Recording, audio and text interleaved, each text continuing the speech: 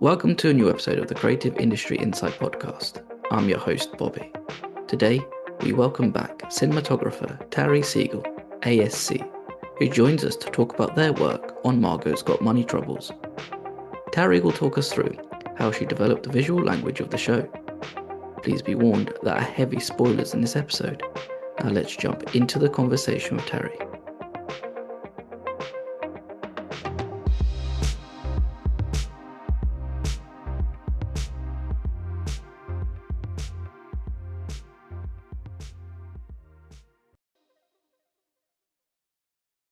Hi, Tari. Thank you for joining me today. Yes, thanks for having me. I have to say welcome back. Have you back on after talking about Interior Chinatown a couple years ago, which, still love that show. Still think about it from day to day. But we're here today to talk about Margot's Got Money Troubles, which is currently streaming on Apple TV.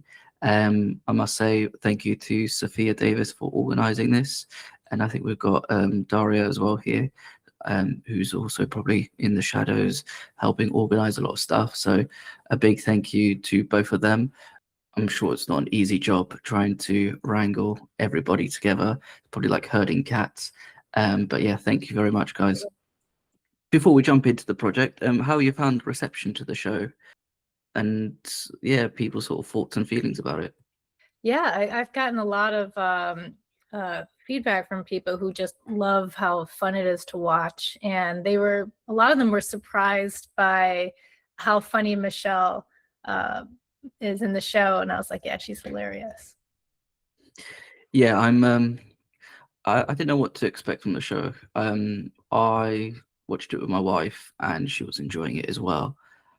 And yeah, it feels like it's a bit of a sort of opposite of like what we need right now, because there's so much high-end TV where it's really serious, it's really sort of dour, whilst this is, even though it has serious subject matters, it has like a lot of heart and a lot more sort of like comedic elements to it as well. And it just feels like a slight antidote to what else is coming out at the moment. Totally. I mean, times are troubling all around, and it's funny how the timing of certain shows come to be. And this show came out, and not only was it a ton of fun to work on. I mean, the stories are endless of how much fun we had, but watching it get put together and getting ready for its release and finally getting to see the episodes completed, I realized how great of a story it is, that it's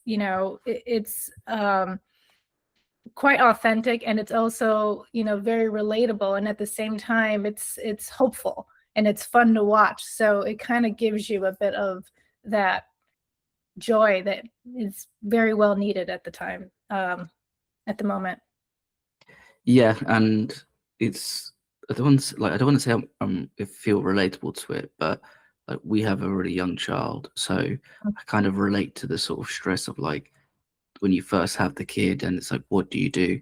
Because it's not like when you get I don't know, like flat pack furniture where you kind of just put it together and go by like step by step. Like with a kid, it's literally like you're responsible for another human being. All of a sudden, it's just it's crazy. It's just instruction book, exactly. Or it's like one person says one thing.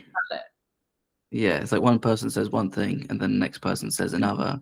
It contradicts the previous person, and then you just think like, I don't know what to do. Just hope for the best. How did the project come about, and what made you want to take it on? I was recommended for the show by Eva Anderson, who I did Interior Chinatown with. And obviously anything she's involved with is also, it always catches my attention because she's always doing really fun stuff that's kind of, out of the, a little out of the ordinary. So that caught my attention. And when I read the script, I just knew that it was going to be something that was very creative and very different. And so it was kind of a given to come on board, after our meetings and stuff with everyone. I just really gelled with all the creatives, and it just seemed like a great fit.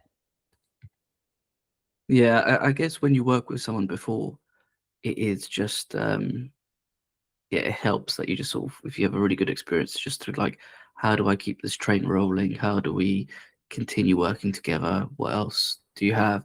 You kind of have to go to them with like your cap in hand, but not, but like, Yeah. be like in a friendly way. Yeah, and Eva's like, she's like a huge weirdo, and so am I. And so it's just like, I think we're, like Thaddy, like Susie's character. I think we're more like Susie's character than anything. And our weirdness, really, we could build off of each other and add a bunch of stuff into the show. So it's just so much fun to be partnered up with someone who kind of sees the world as you see it. And I guess as well, like, if your weird matches somebody else's weird, you're just two peas in the pod. Totally. And there will just be certain things that you probably have your in jokes as well, and people will be like, you know what, I don't want to know. Exactly what it was like on set.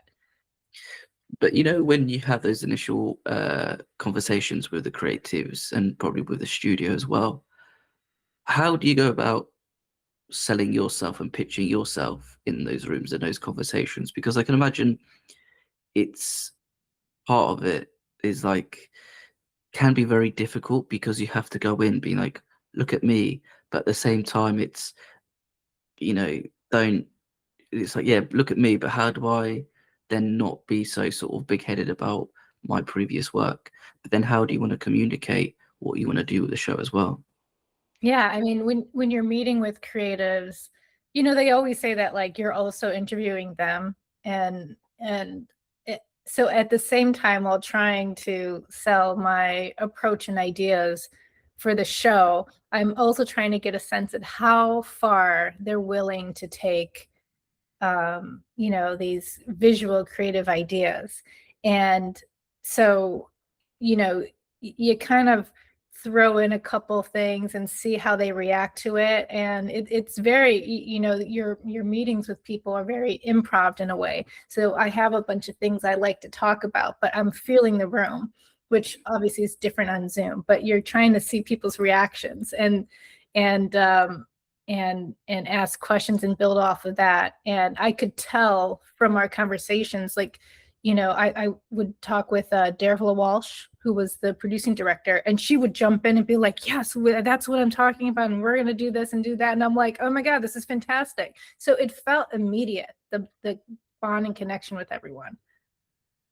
I think as well, like, I always curious to know, I wish I could be a fly on the wall for those conversations, because you're right, you're interviewing them as well. Mm-hmm.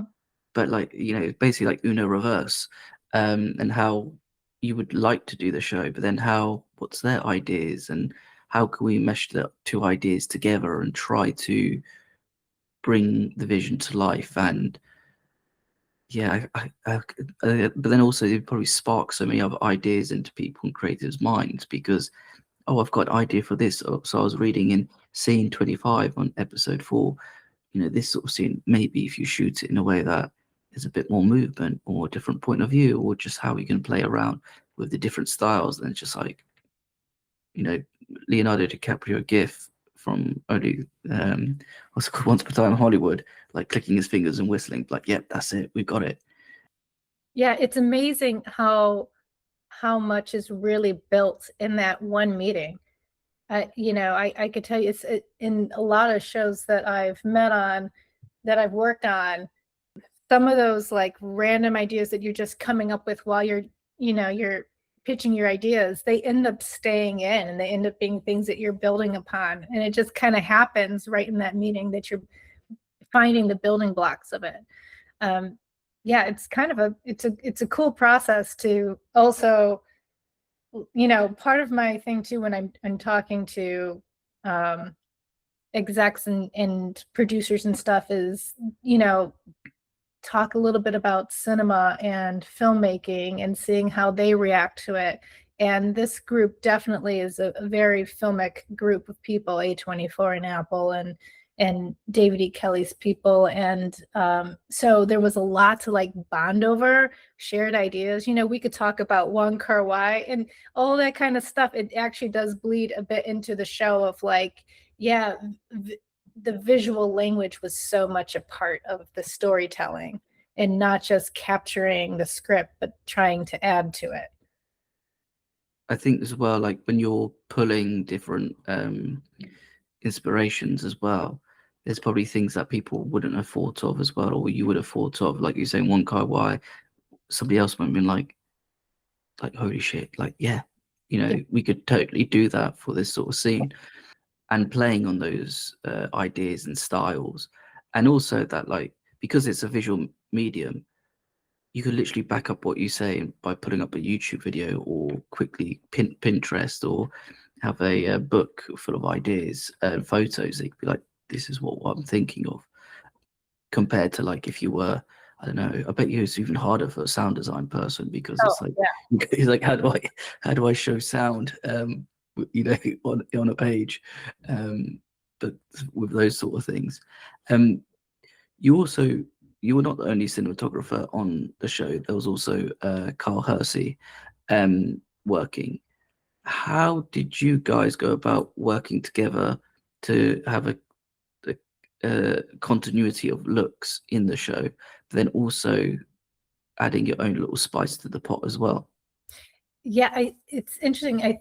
I was told by Dirvla that our lookbooks were very similar, which was really funny. And I think eventually we saw each other's and we're just like, yeah, we're on the same page. And so we ended up going out for, drinks and talking after we both hired, and just kind of chatting about the whole thing. And it became sort of a friendship and bond over what the show is going to be. And like most TV, you don't have all of the scripts. You have the first couple scripts.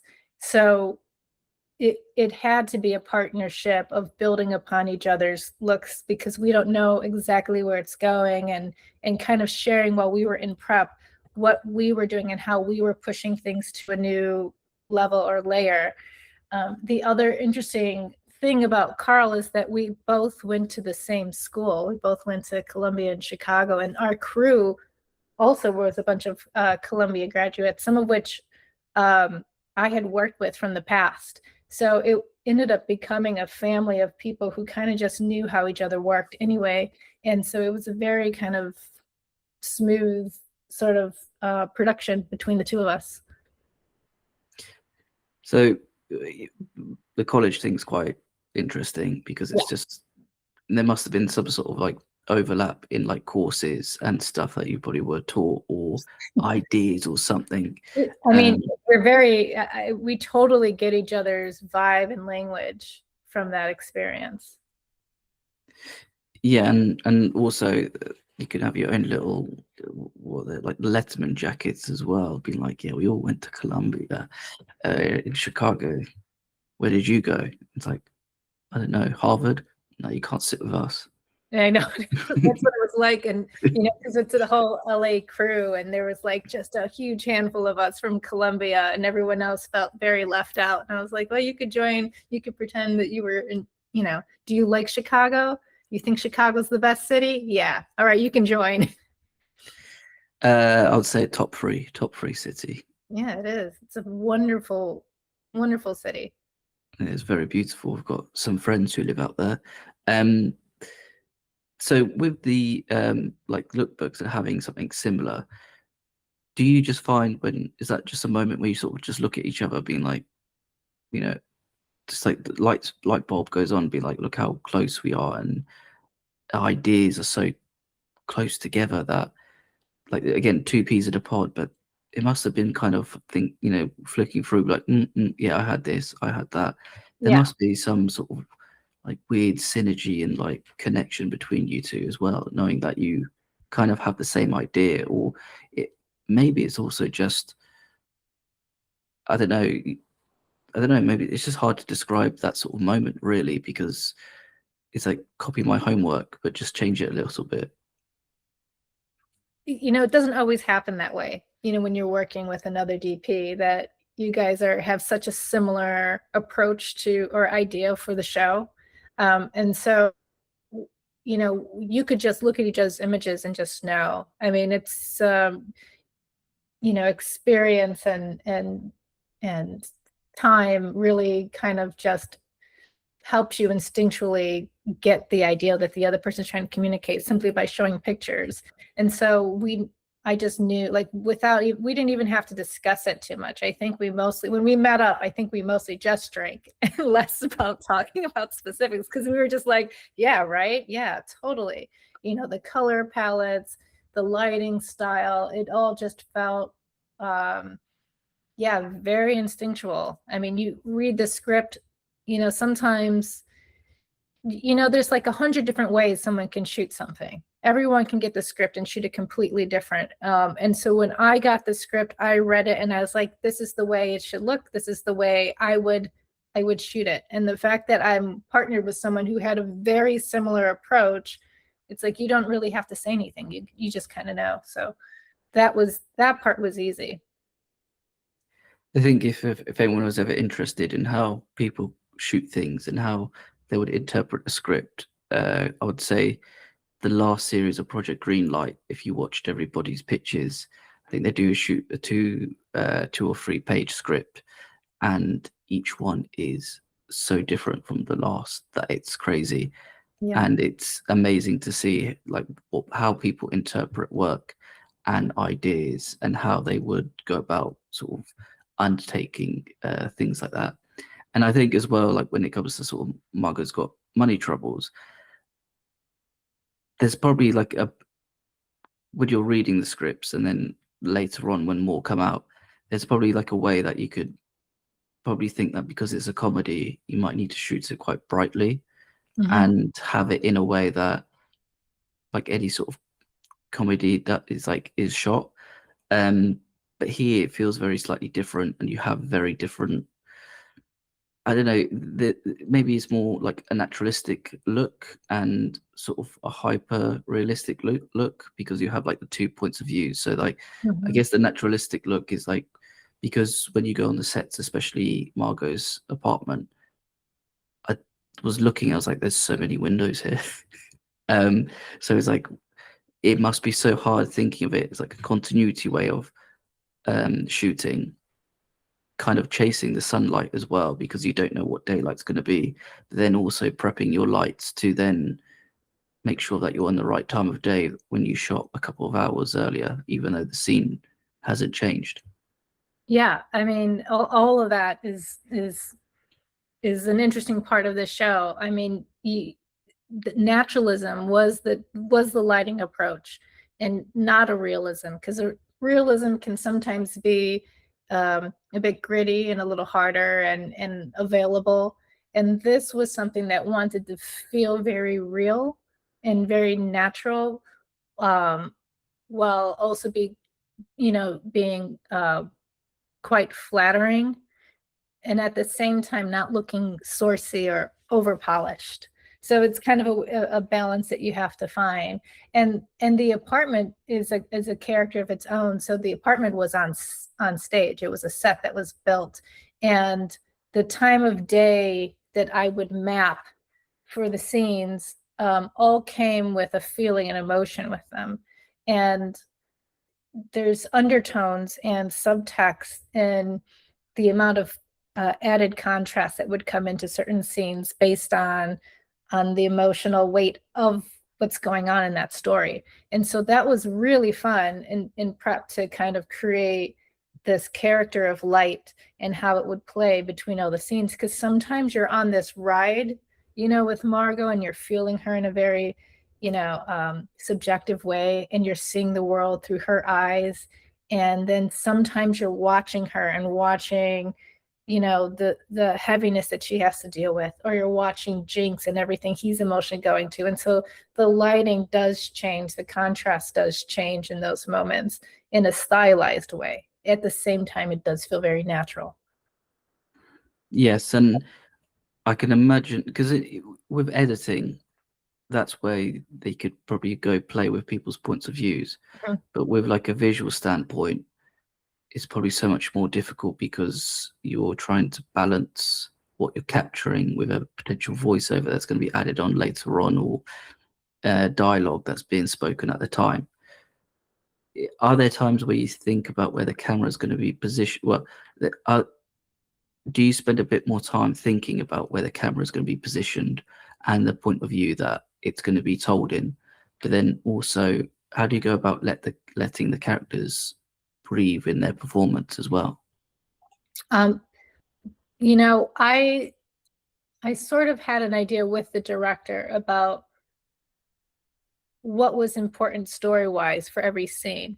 So it was less about a shot list, even though we had one, and more about, you know, whose moment is this? And sometimes, you know, Margot would get a close-up that other people didn't, or sometimes Cheyenne would, because it's more her scene. And so with that approach, we could also be a little bit more improvisational with our coverage, because it is a very physical show. Like, the comedy is quite physical. The wardrobe plays such an important part when you see Michelle Pfeiffer in her outfit. So you don't want to cut things too close. You kind of want to see her, and she's actually a very physically comedic actress. And so you wanted to give a, you know, a wide berth, a big stage for them to perform and capture it. And then knowing whose story it was, that was the thing that would drive the coverage, that would drive the camera. You know, sometimes it wanted to feel like a whirlwind, and it was, you know, a oneer, not meaning to be a oneer, not trying to be a oneer, but it just felt like you didn't need to cut, that you could pick up everything, and the camera can hand off to the other things that are going around and come back to Margot. And so every sort of scene kind of had its own sort of vibe that kind of inspired us. We tried to plan it out, but like you said, you know, everyone reads the script and has a different point of view of it. And so I'll read the script, and then we come to set and we watch the actors rehearse it, and you're like, oh my God, I never saw it that way. What they brought to it was different than what was in my head. And so it was just kind of a fun, you know, discovery on the day, but you had to be very present for it. Yeah, and but then also, as you're saying, like, we watch you know, you've got your sides, you're there, you're probably, you know, the night before thinking this is what we're going to do. And then, as you said, you watch a rehearsal, you're like, did not think about how they will react or how they're going to move, or even you might be slightly surprised by this a slight alteration in a costume that you need to sort of want to show as well, because it's important to their characters as well. But then again, that's just filmmaking, that you sort of improvise a little bit and think, how can we change this? But then also, I feel like that's a lot of pressure on you and other department heads to sort of say, oh, can we change it from whatever three shots to a oneer? Be like, yeah, sure, no problem. And then thinking, okay, we need to plan this out, because I don't want my operator or Steadicam operator to be then moving around, and then there's a mirror and they get caught in the mirror in that shot, or oh yeah, or just a shadow of light, and then you're watching out for the boom shadow, and you're choreographing light, you know, all at the same time. Like, you're trying to make sure that the show looks good, again, because it's not like one of these realism type looks. It's actually something that you want to light it in a way that's not distracting. Like, you don't want people to be bothered by something or wondering why someone's under a bright light. You're not trying to tell the story in that way. You're telling the story more in the lens and the camera movement and capturing the characters. And lighting becomes something subtextual. So when the actors come in and they're like, well, I was thinking of going here and over there. I mean, thankfully, you know, Nick and Michelle and Elle, like, they're so well seasoned and they know exactly where the camera is. And sometimes I didn't have to say, if you step over, we got a night's background. They just knew. So that was helpful. But I definitely drank a lot of espressos every day, just, you know, because you just have to be like, okay, where are they going to be? You're still working on a TV schedule, and then you're just like, all right, they're going to go and get final touch-ups, and now we're going to light for 30 minutes and figure out this puzzle that, you know, that has to get put together really quickly. And so there was a lot of like sudden inspiration that had to kind of come very quickly in the moment. Yeah. Now I look back and I go, I don't even know how I did some of that stuff, because it's just so in the moment and you just don't really plan for it, and it comes together and you're just like, that worked out. But you're right as well, as like the instinctual nature of it. That, as you said, you're looking back, it's like, if you told me to do that again, probably 99 times out of 100, I wouldn't be able to, maybe not that high, but replicate it. Yeah. But if you, but then that's also coming down to trusting your team, talking to people and being like, yep, that's fine. We're going to do this. We're going to do that. We could plan it this way.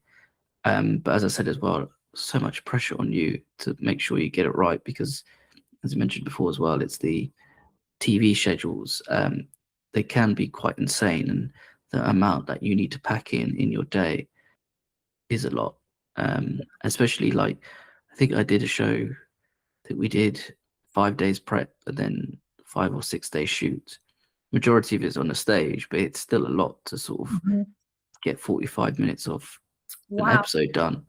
Yeah, it is. And you're hoping for, not only do you and the crew have to perform in a way that is, very structured and rises to the occasion, but then you have to give time and space to the performance and rehearsing and making sure it's right, and the number of takes that might be needed and changing things up. And so you're trying to work as fast as possible, because in a sense, I could take up all the time. I could take up all the time and light it and, make it all perfect. But I've also found that the more time I can give to the performance, the better performances get captured. And so there's a real balance of having, like, being as prepared as you can with a team that can go in with military precision and get the job done in a way that allows for the best time to capture what's needed. So yeah, it's a highly stressful situation. And so you look back and you're just like, yeah, again, I don't know how I got myself through certain scenes, because it's not planned, but somehow you do. At that moment as well, like, people look at you as a leader to sort of delegate and instruct. And stuff like that, sometimes when you're creating art, I guess, like, as audience members, you only think of like the director or an actor, but you don't think of the army that's behind them getting things done. But as someone said, how do you sort of like, no, I don't want to say stamp your authority, but how do you show your leadership skills and communicate or what you would like done, or maybe small tweaks with your team, and making sure that it is done, but at the same time, no one sort of misunderstands what you're saying? One thing I learned very early on, and I attribute a lot of it to being in ROTC in high school, and because I was wanting to go into the military, so they train you pretty much in about how to be a good leader. And one of the things is, you can't be a good leader without having been a good follower, which means you should be able to know exactly what you're asking of people. And so having that awareness of, like, you're not just asking for the world, the time that they have, the abilities and the schedule. And so what you ask of people is something that can be done. And then I find a big part of my job is motivating the crew, and also communicating really well. I do like to tell the crew the intention. I'll bring the camera team together and I'll say, just a reminder, because they don't always get the prep or to read the full script, and they're just coming on with the sides for the day. And I like to be like, just so you know, this is the moment where Jinx is going to see, Cheyenne for the first time and find out that she's engaged. I mean, it's going to be heartbreaking. And so you put that in to their consciousness, and it does come out. It comes out in their focus pulling. It comes out in their operating, in the dolly grip and the speed. Like, they're all a part of that. And so the more I can communicate to all of them, the the subtleties within the story and the script, I think everyone feels like they're part of the bigger picture. And so it does bring people's best work out. And it gives them like a good stead of when they walk on set, as you said, like this is the magnitude of it. And maybe it also gives them opportunity to show off what they want to do, like a grip, if they're on a dolly, for example, and saying, actually, we didn't follow him at first. We allowed him to walk into the space and then we followed, or like a focus puller, just like being able to, well, obviously keep focus of the show, but then also manage to sort of concentrate of like what they need to look at. To know when to pull and when not. I mean, especially if I'm telling them, oh, this is a Margot POV, we're with Margot. I mean, everything inside of them is probably telling them to pull to the person talking, but they just, because they know the story, they're keeping it on her until she gives a look, and they're just waiting. And I've seen it happen too. And I like to just watch and see what someone's instinct is on the crew. I love to set it up as best we can, do a take, and see what everyone's instinct was in the moment without being, because the more a director or a DP also talks to the operators like that, the more limited they start to get and more specific, and then the less they feel they have the freedom to go where they instinctually want to go. They'll end up just staying parked exactly what you keep telling them to do, and that might be the case, but I find that you have to communicate in a different way to keep it open and not get so rigid. And this show was all about that. It was handheld, it was studio. We had a lot of sexy camera moves, and I needed the operators throughout to really be very in touch with the story. It's the only way that you could capture a show that way, especially with a baby. Yeah, and way that a baby will move or get upset, or you have a small window of what's going on. But then also the hours that you could probably shoot with a kid as well.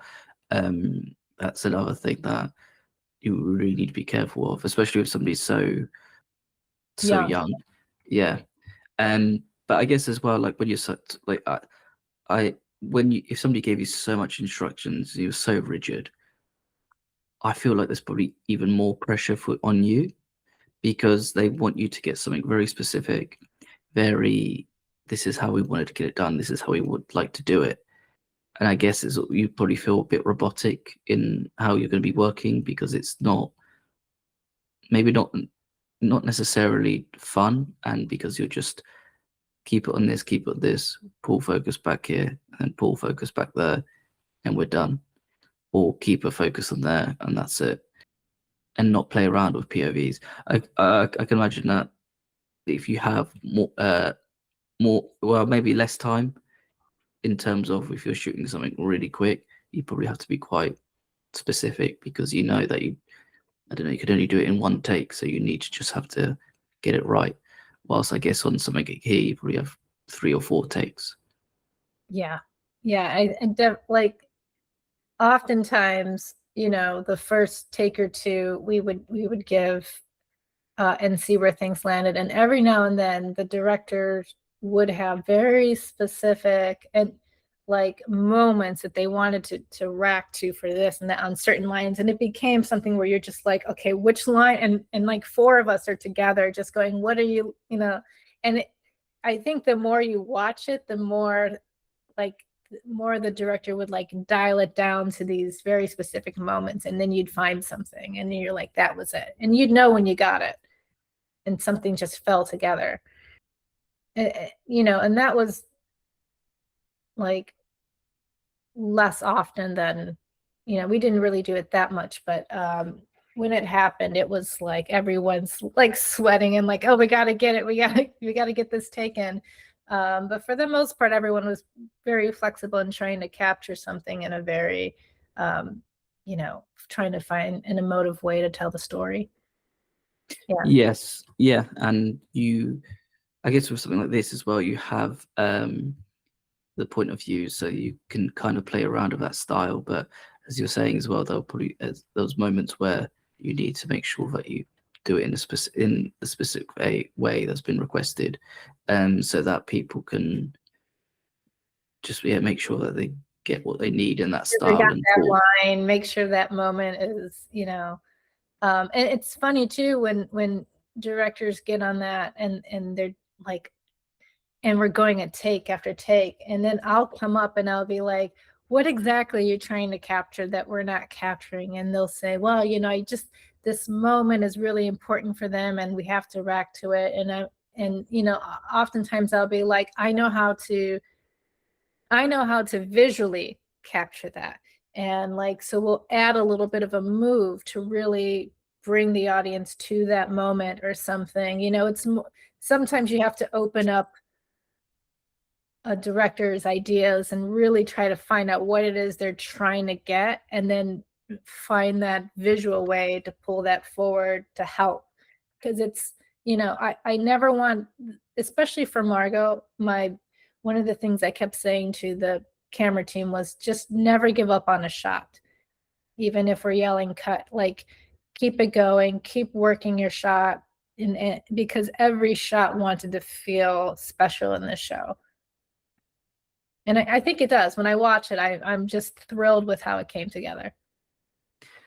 And I think as well, as an editor or creative later on, when they're reviewing rushes or in the edit suite, you have that extra, whatever, 10, 20 seconds that people can play with that they probably didn't, because you was there on a shoot day, you might have not realized at the time.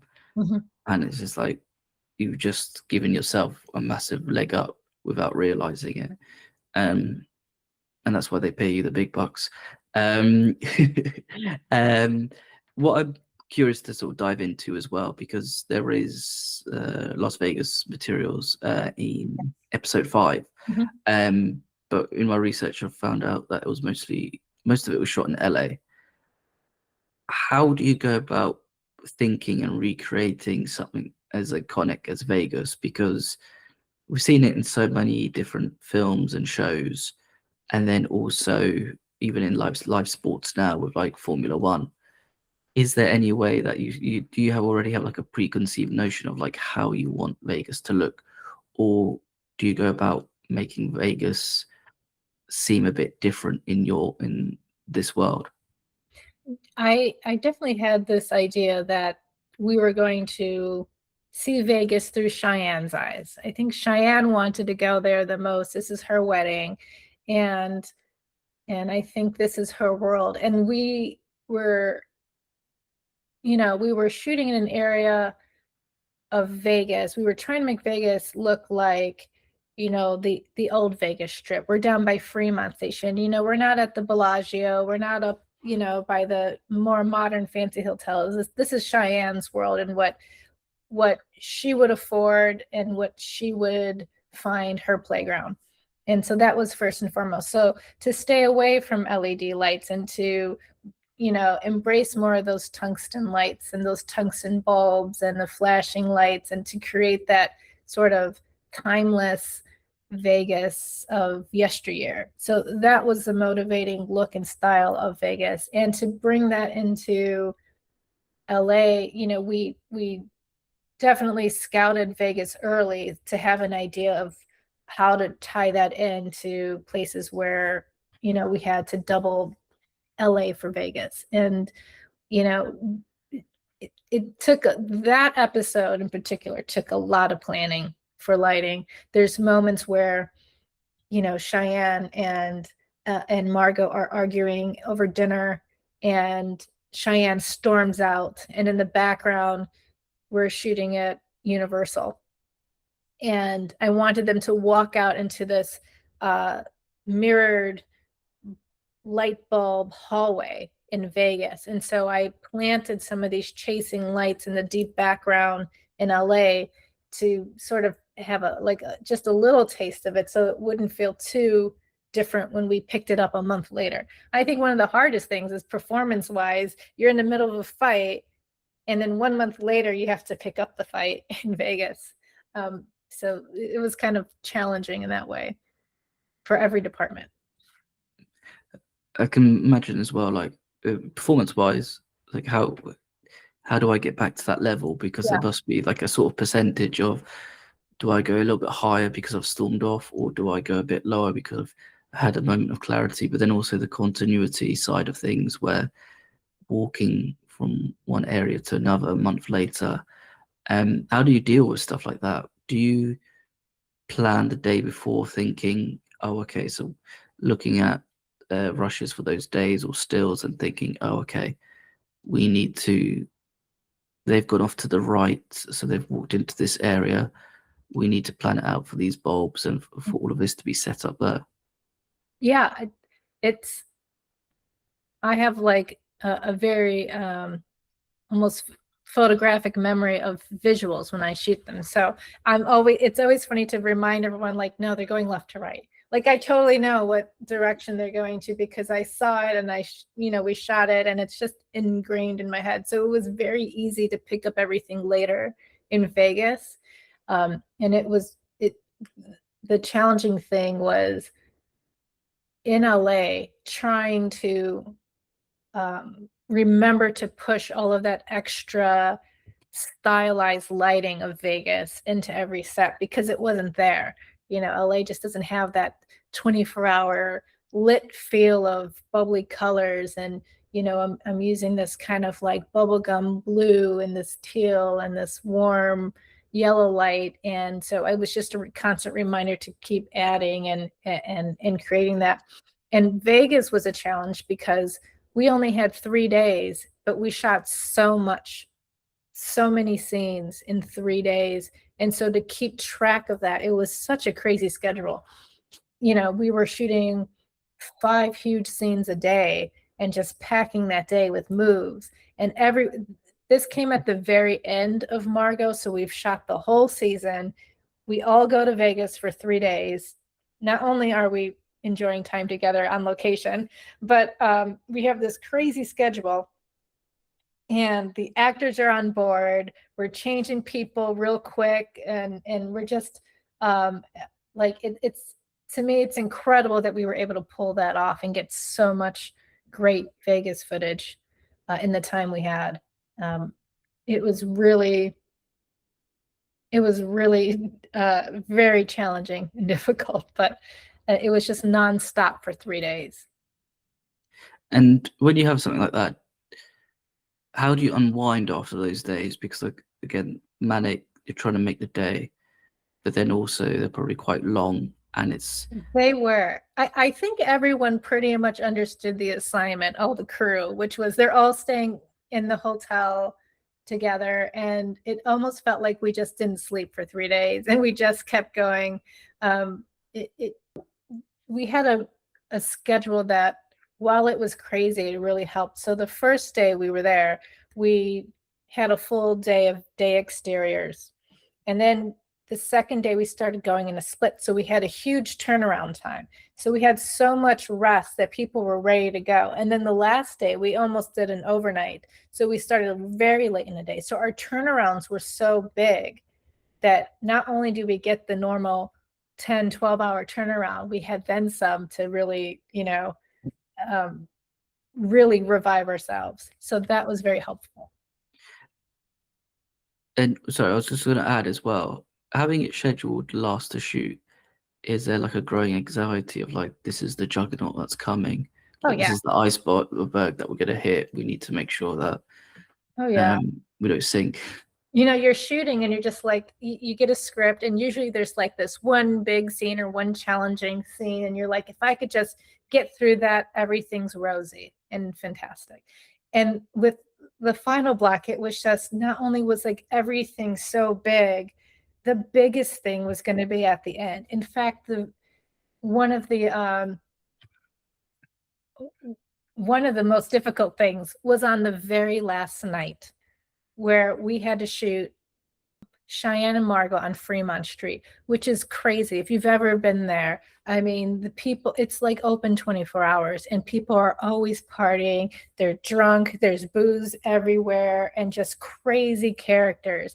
And somehow we have these 2 megastars in the middle of this, and we're shooting them with this all of this colorful stuff going around, and it like the anxiety was so high for us all to get this on this night, and it was our last night, and we had to keep Michelle up way past her bedtime, and yeah, we saved like the best for last, and it was all the way up to the end, just a highly stressful scenario.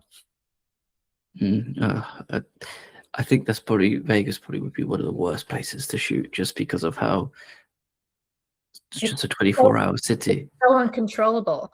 And then even when we shoot in the casinos, they don't really shut it down because that's how they make their money. I mean, the only way to control our background is to add background. So you're adding people to an already packed environment. You're just trying to shoot at the time of day that you think is the slowest. It's also, what's it called? You can't put up your lights because if you block a camera, right, they could lose their license as well, like stuff like that. It's just like, yeah. What can we do? No, can't rig anything. The ceilings are low. There's mirrors everywhere. How are we going to light everyone?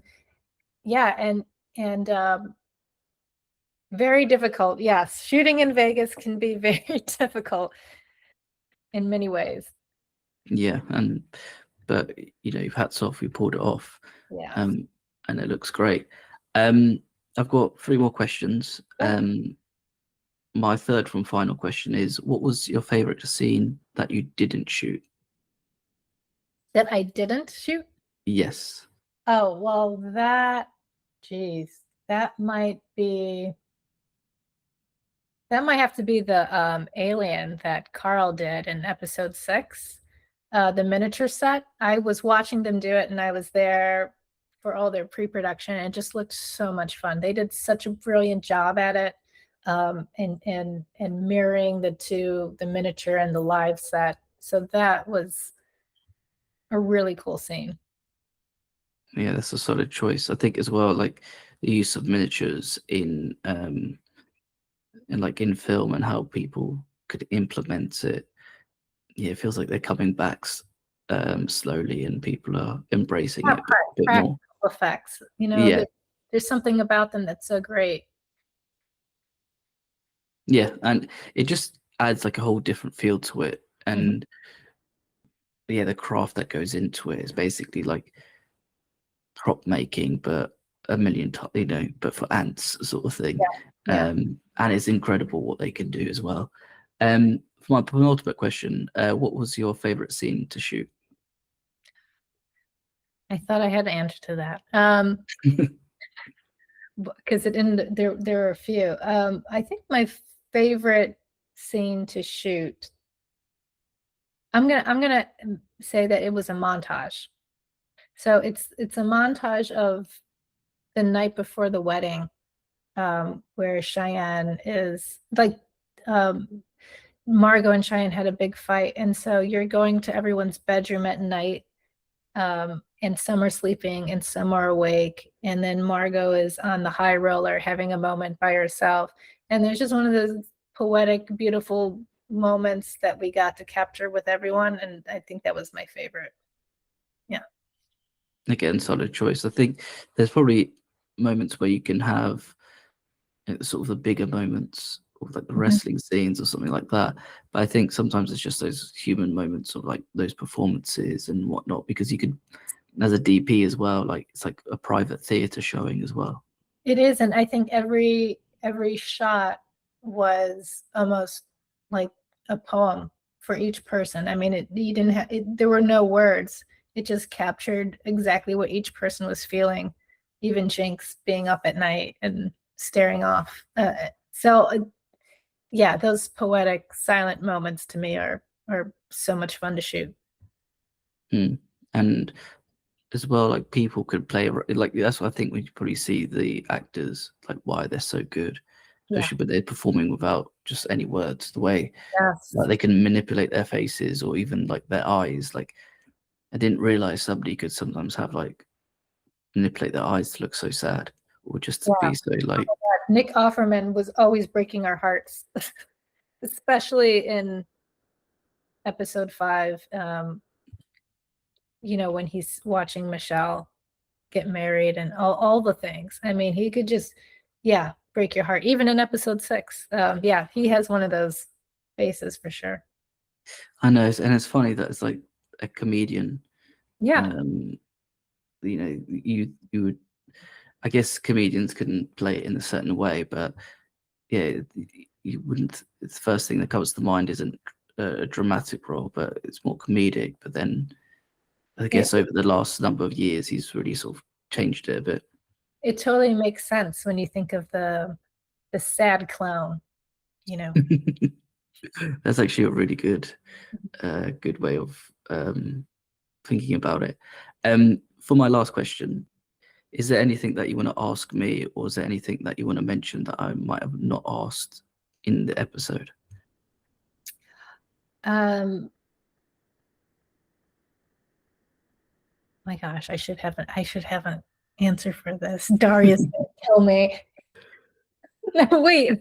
No, the only thing I would add is just that it was surprising how much of a family the cast and crew were.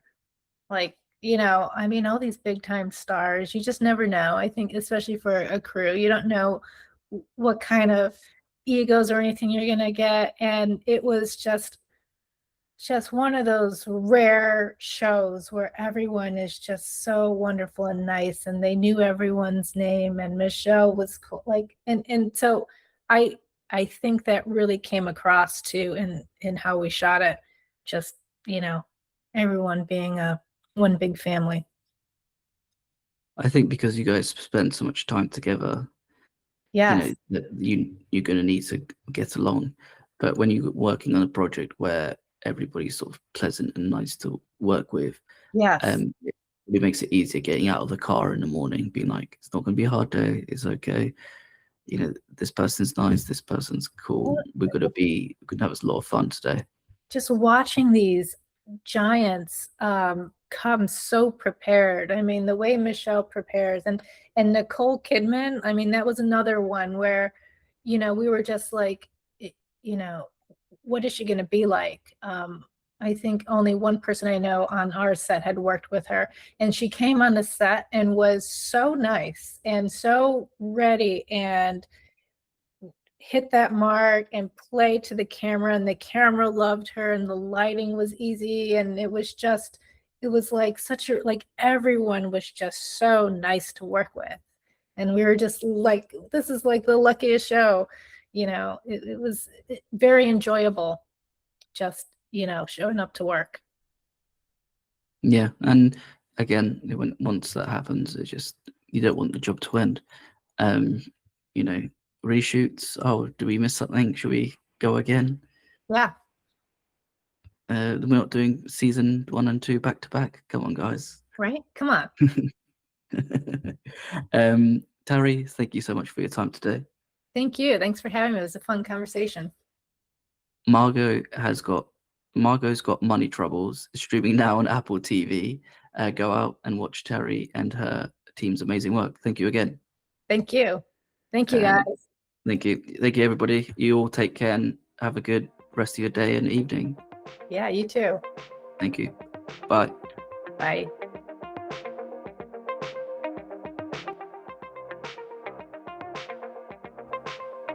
Thank you for listening. Please subscribe, rate, and review this podcast.